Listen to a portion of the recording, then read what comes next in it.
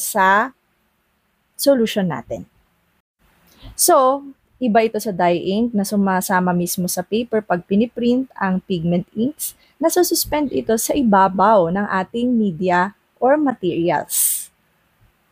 Subukan nyo i-scratch yung mga na-print nyo from pigment inks na printer nyo. Makikita nyong powdery siya. So, tignan naman natin, number 2, yung color quality nila. Let's compare. Sabi ko nga, mas vibrant ang dye inks pagdating sa kulay. Okay? Kaya naman, kung printing images, quality ang bet mo, dye inks ang hanap mo dyan. Yan yung pwede mong gamitin. Dito naman sa color quality ng pigment natin is, may chance pa rin siyang maging vibrant. Actually, may mga brands na vibrant naman, but hindi pa rin siya pwedeng i-compare sa vibrancy ng dye inks.